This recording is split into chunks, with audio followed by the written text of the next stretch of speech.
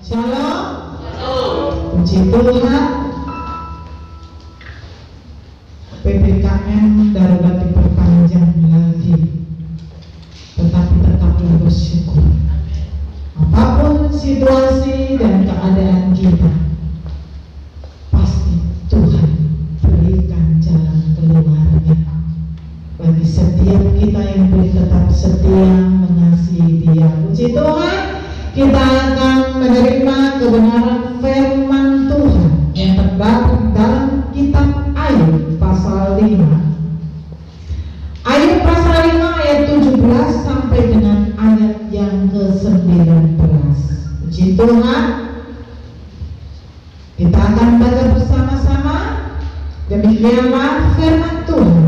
2, 3. Sesungguhnya berbahagialah manusia yang ditegur Allah, sebab itu janganlah engkau menolak didikan yang Maha Kuasa, karena Dialah yang melukai tetapi juga yang membebat, Dia yang memukuli tetapi yang tangannya menyembuhkan pula. Dari 6 macam kesesatan engkau diluputkannya, dan dalam 7 macam engkau tidak kena malapetaka. Amin. Haleluya. Saudaraku yang dikasihi Tuhan, firman Tuhan saat siang hari ini berbicara tentang teguran Allah. Firman Tuhan berkata, sesungguhnya berbahagialah manusia yang ditegur Allah, sebab itu janganlah engkau menolak didikan yang Maha Kuasa. Kenapa seseorang harus ditegur atau menerima teguran? Berarti ada kesalahan atau pelanggaran yang dilakukan, dan biasanya suatu teguran itu pasti menyakitkan. Gak ada teguran yang enak. Yang namanya teguran itu pasti sakit di kulit kita, di daging kita. Teguran bisa membuat kita terluka, bisa kita sakit hati, bahkan bisa menimbulkan kebencian di dalam diri kita.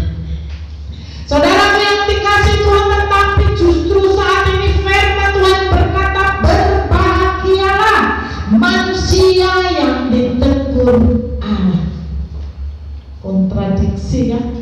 Kalau tadi saya katakan teguran itu menyakitkan, tetapi firman Tuhan berkata, berbahagialah kita yang masih ditegur oleh Tuhan. Haleluya. Saudaraku yang dikasihi Tuhan, sering kalau kita mengalami teguran itu tidak enak, karena teguran itu pasti sakit. Siapa yang tidak pernah menerima teguran? Anak-anak Tuhan yang dikasihi Tuhan, ketika menyimpang dari kebenaran pasti mendapatkan teguran. Saudaraku, firman Tuhan saat siang hari ini kita akan belajar menghargai setiap apa yang menjadi teguran Tuhan di dalam hidup kita, supaya kita belajar memperbaiki diri kita. Sebenarnya kalau kita melihat ayat ini, saudaraku, kalau kita pelajari lebih dalam lagi, sebenarnya teguran itu mempunyai tujuan, yaitu untuk kepentingan kita juga, untuk perbaikan hidup kita juga. Supaya apa kita ini ditegur oleh Tuhan? Supaya tidak kebablasan, supaya kita tidak kebablasan melakukan pelanggaran. Makanya ada teguran, supaya berhenti melakukan pelanggaran. Di dalam kitab Amsal 6 ayat 23 mengatakan, Amsal 6 ayat 23,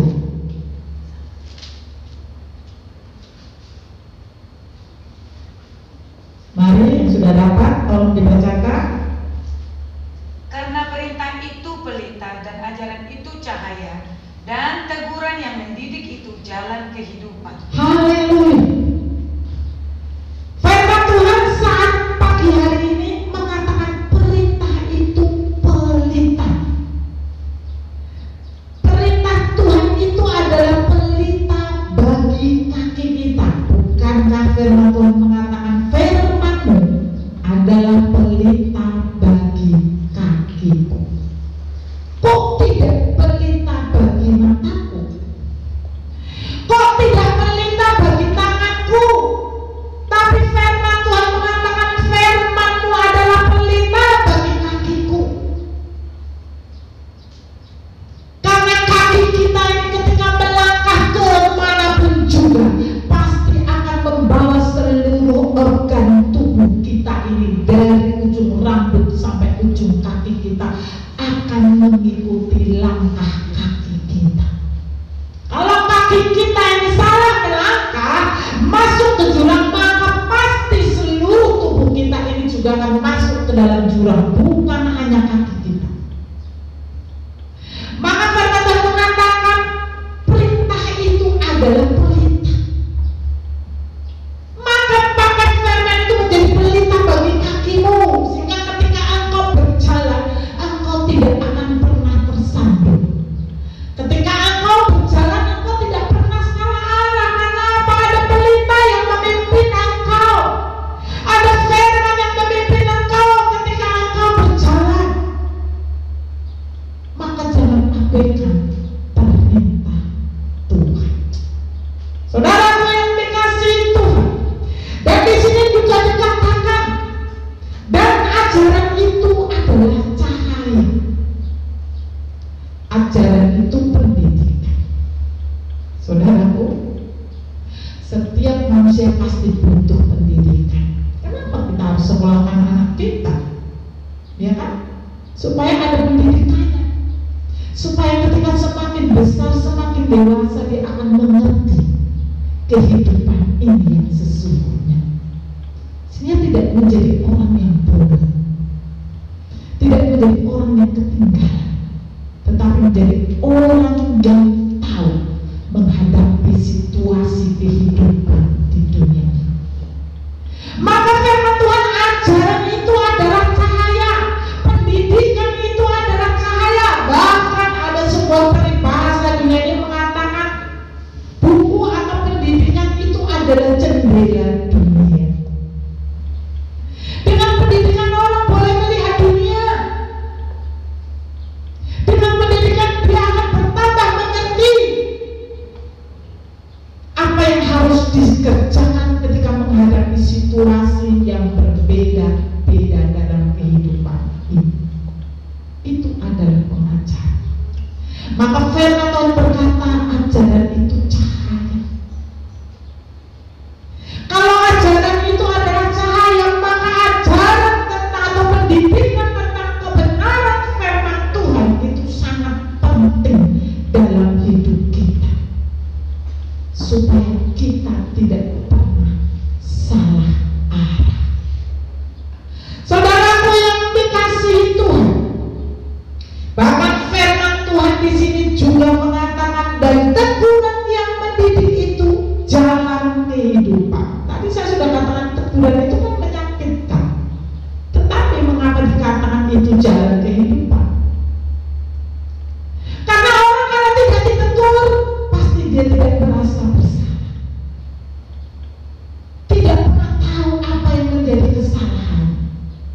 Coba kita anak-anak kita, kalau dia melakukan satu kesalahan dan kita tidak tegur, dia akan lakukan terus karena dia merasa tidak bersalah dan tidak tahu bahwa itu salah.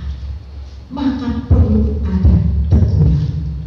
Saudaraku, teguran di dalam Tuhan itu menjadikan kita untuk tahu jalan mana yang harusnya bisa kita lakukan dan yang tidak kita lakukan, supaya kita tetap berjalan di dalam rel kebenaran Tuhan, tidak menyimpang ke kanan atau menyimpang ke kiri. kehidupan ini bagaikan rel, sering saya katakan, rel kereta api. Saudara, ini kereta apinya gerbongnya.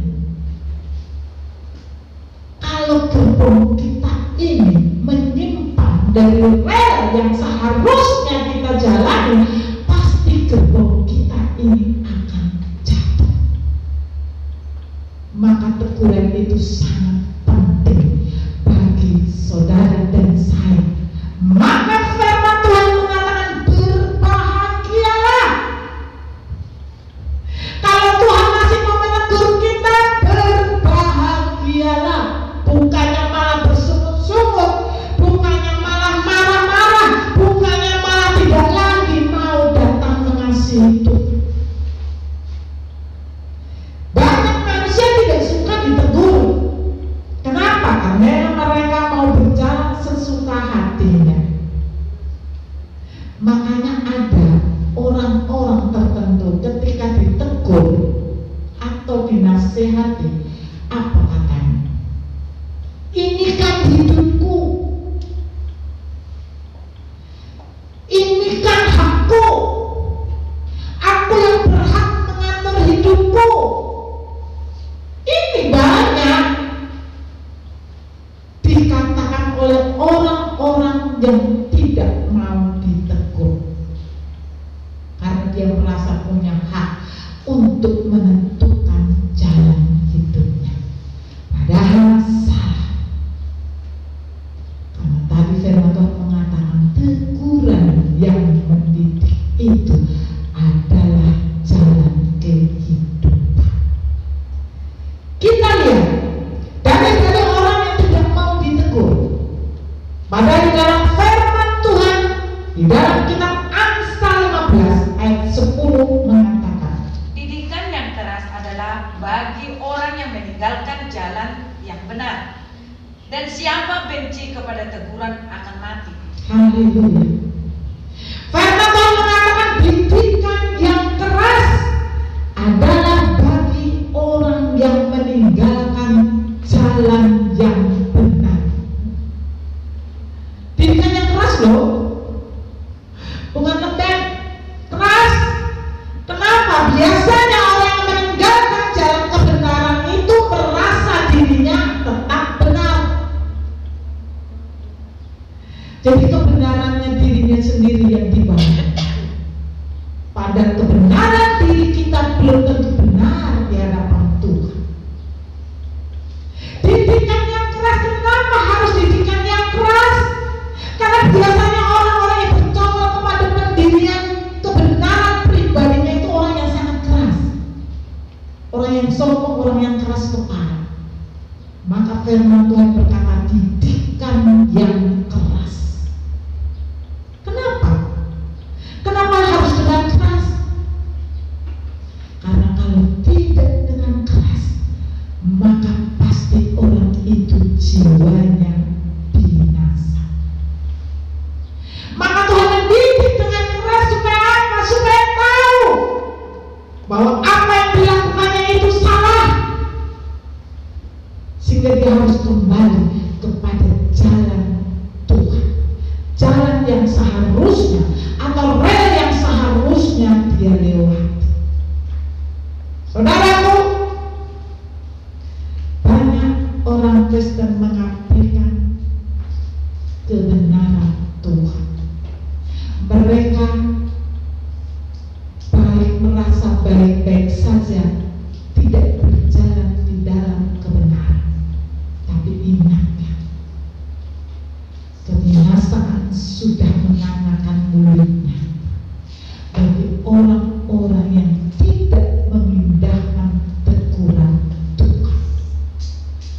Dan firman Tuhan berkata, dan siapa benci kepada teguran akan mati. Haleluya. Maka kita sebagai orang percaya tidak boleh benci dengan teguran. Kalau orang-orang yang membenci teguran itu berarti sudah mengarah kepada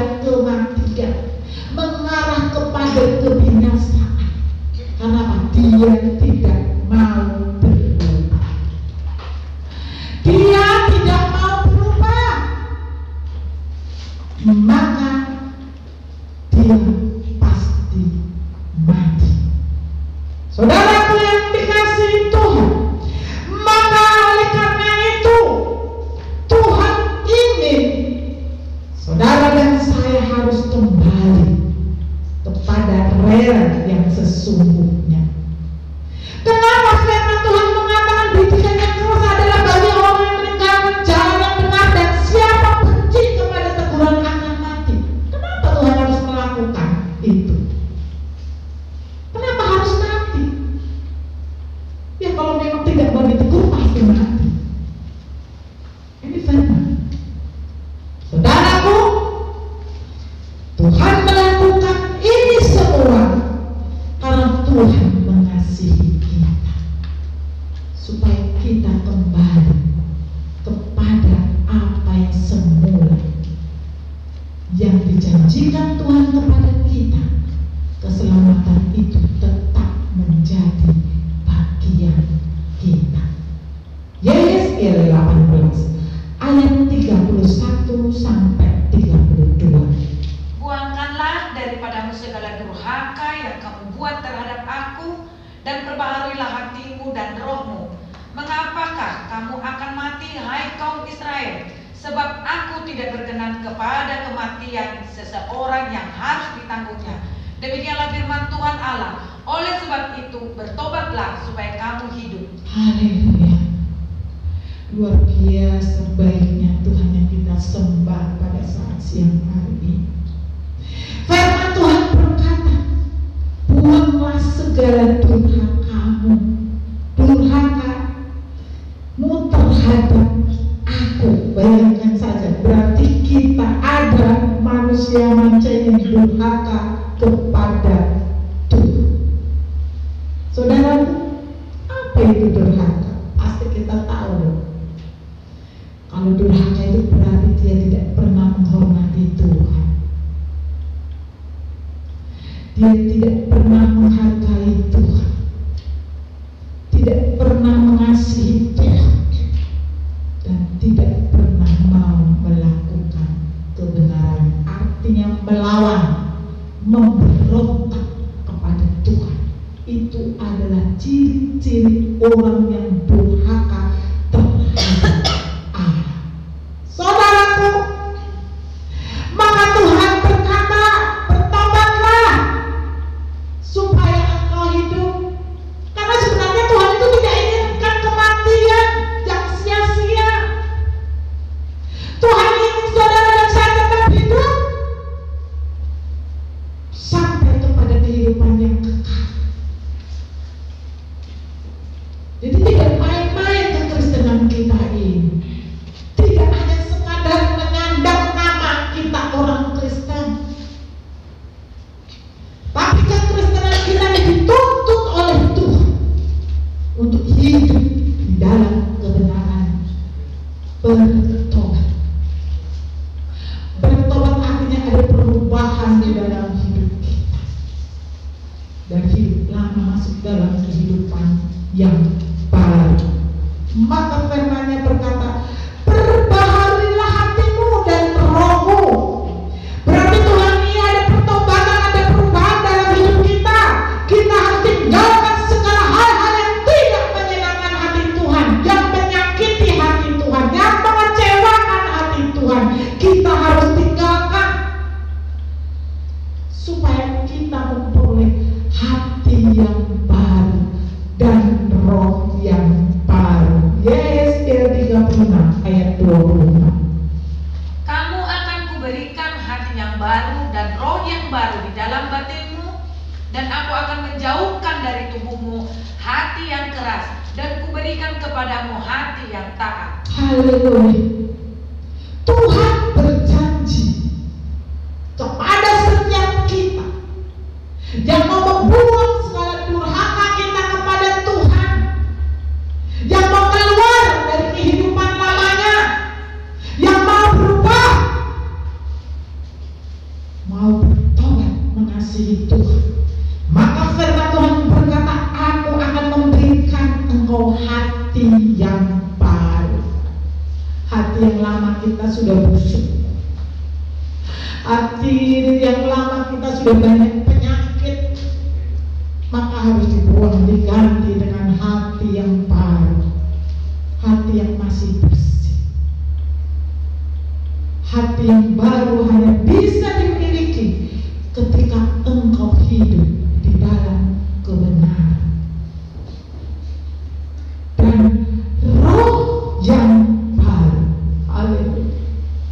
roh kita disucikan, dimurnikan oleh Tuhan, sehingga kita mempunyai hati yang taat. Hati yang taat, saudaraku. Hati yang taat itu tidak memberontak. Sekalipun situasi seperti ini banyak sudah menjerit memberontak. Bahkan mereka sudah tidak percaya lagi kepada Tuhan. Tapi saudara dan saya yang sudah mengerti tentang kebenaran, milikilah hati yang taat. Hati yang taat artinya hati kita ini menjadi hati yang mau, yang patuh kepada setiap apa yang dikehendaki oleh Tuhan. Mengapa Tuhan inginkan kita memiliki hati yang baru, memiliki roh yang baru? Mengapa Tuhan menginginkan kita membuang segala durhaka kita kepada Dia? Karena Dia ingin saudara tetap hidup. Maka firman-Nya berkata, sesungguhnya Tuhan tidak berkenan kepada kematian seseorang yang harus ditanggungnya. Tuhan tidak berkenan. Tuhan tidak ingin ada yang mati di antara kita. Tuhan ingin saudara dan saya tetap hidup sampai masuk dalam kehidupan yang kekal. Itulah luar biasanya Tuhan kita. Maka firman Tuhan mengatakan, bertobatlah supaya engkau hidup. Haleluya. Saudaraku yang dikasihi Tuhan, kalau kita sebagai orang Kristen, seharusnya hidup kita hidup di dalam pertobatan setiap hari. Sehingga ketika kita mau melakukan kesalahan, ada rem di dalam diri kita. Karena hidup kita di sana dalam kehidupan kekal hanya dapat kita bayar dengan pertobatan kita.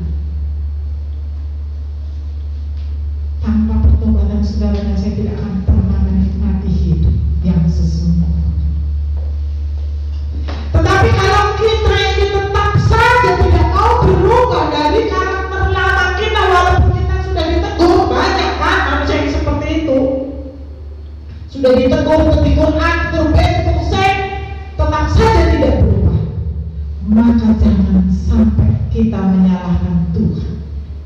Kalau suatu hari, suatu saat, kalau Tuhan sudah hilang kesabarannya, maka Dia akan menerima akibatnya. Amsal 29 ayat 1.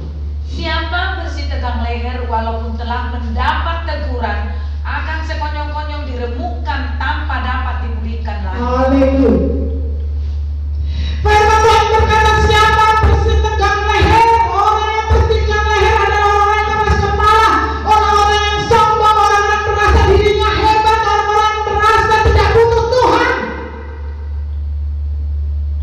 Sekalipun dia sudah mendapat teguran, maka firman Tuhan berkata, sekonyong-konyong.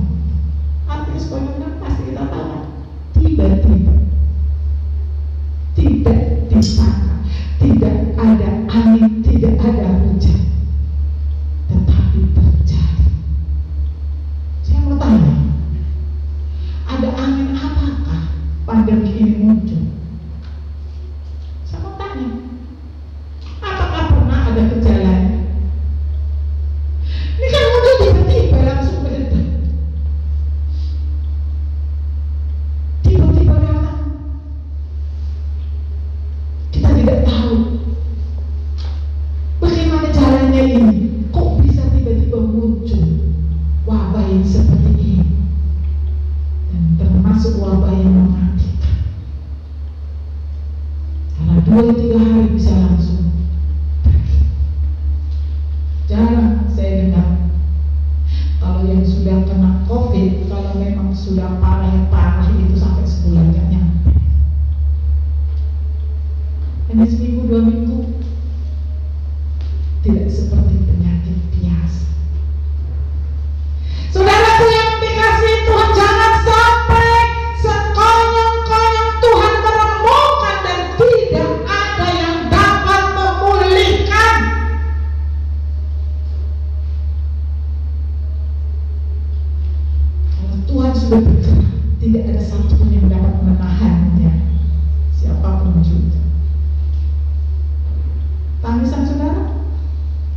tidak menghentikan.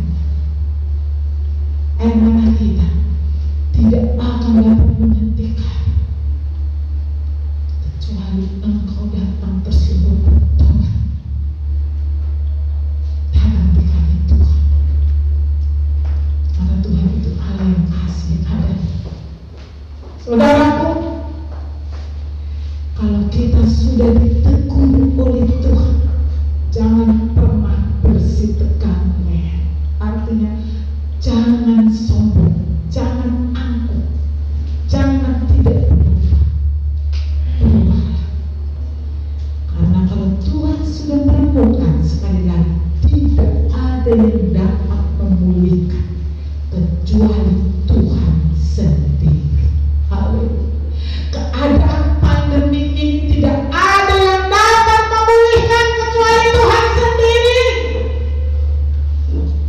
Maka sudah harus datang di kaki Tuhan, mencari wajah Tuhan.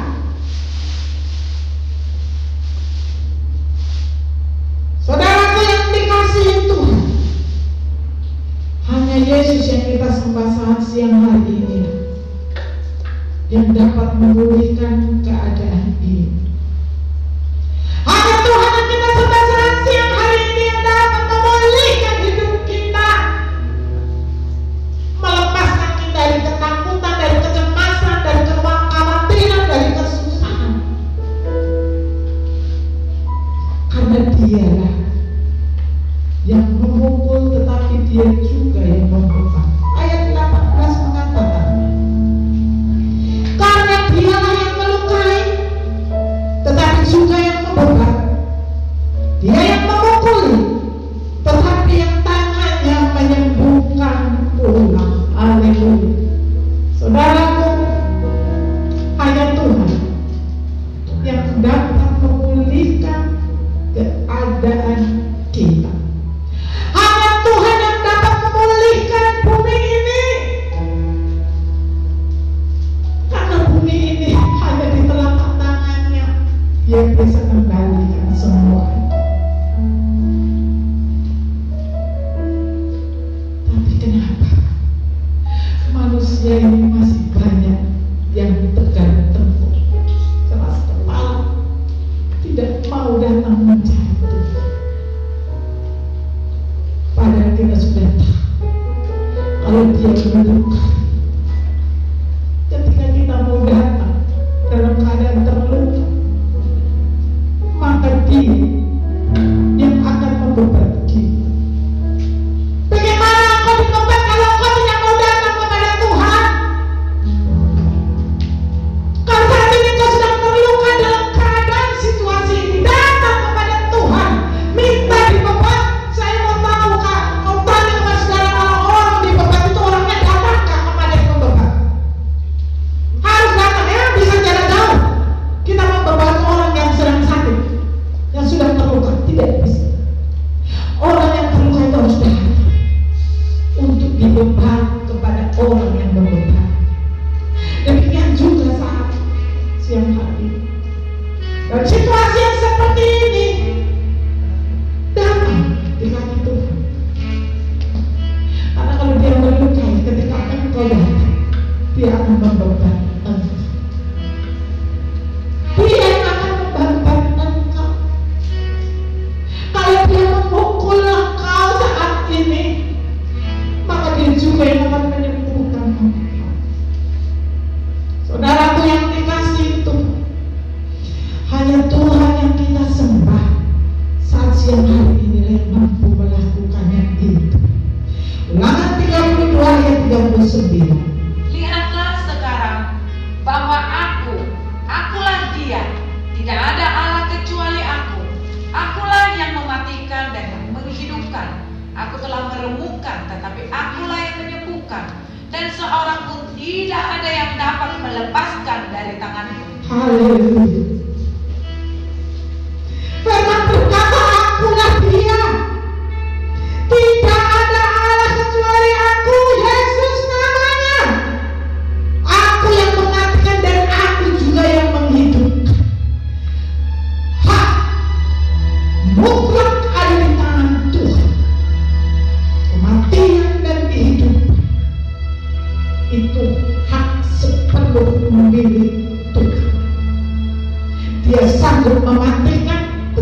Dia juga sanggup menghidupkan. Lihatlah situasi, kita tidak tahu sampai kapan. Tapi yang jelas satu, Tuhan mau engkau datang. Tuhan mau engkau datang, minta dibeban, minta disembuhkan, minta dipulihkan. Dan aku telah meremukkan, saat ini dunia sedang diremukkan oleh Tuhan. Mengapa diremukkan? Karena masih banyak orang-orang yang sombong, yang tidak mau hidup di kaki Tuhan. Tuhan harus remukkan sampai hancur, akhirnya dia datang mencari Tuhan.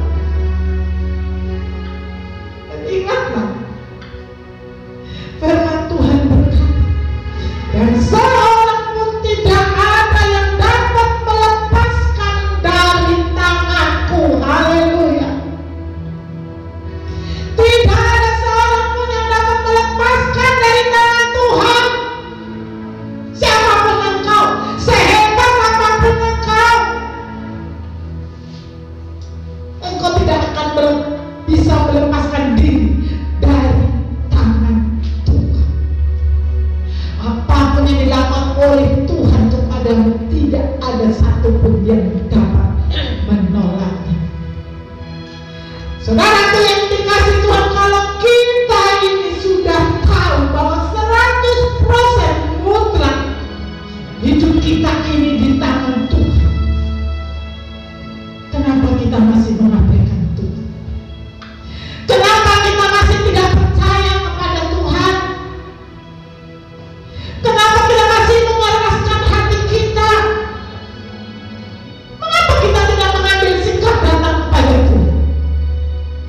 Mengapa kita tidak datang tersungkur di kaki Tuhan, minta pengampunan? Tuhan itu sangat mengasihi kita. Tuhan sangat mengasihi kita.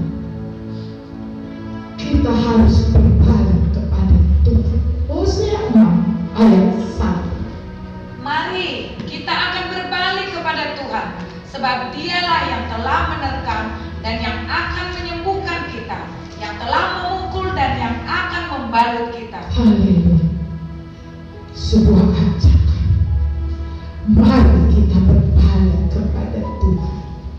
Sekalipun dia memukul engkau, itu untuk kepentingan jiwamu, untuk kepentingan hidupmu. Sekalipun dia memukul engkau, dia tidak akan pernah membiarkanmu. Kalau engkau mau datang kepadanya, dia akan menyembuhkan kita. Dia akan menyembuhkan saudara dan saya. Lihatlah, begitu besar kasih Tuhan kepada kita. Orang-orang yang sering kali mengecewakan dia, orang-orang sering melukai hatinya, orang-orang yang tidak pernah merasa butuh Tuhan, betapa sakitnya hati Tuhan sebenarnya. Apalagi kita sebagai orang Kristen, 1 minggu 1 kali saja kita tidak mampu datang bersyukur di kaki Tuhan. Betapa lukanya, betapa sakitnya Tuhan kita. Saudaraku yang dikasihi Tuhan, pada nafas kehidupan Tuhan berikan kepada kita. Kita diberikan kebebasan untuk melakukan aktivitas hidup kita. Tapi hanya 1 kali 1 minggu, itu pun tidak 1 hari penuh.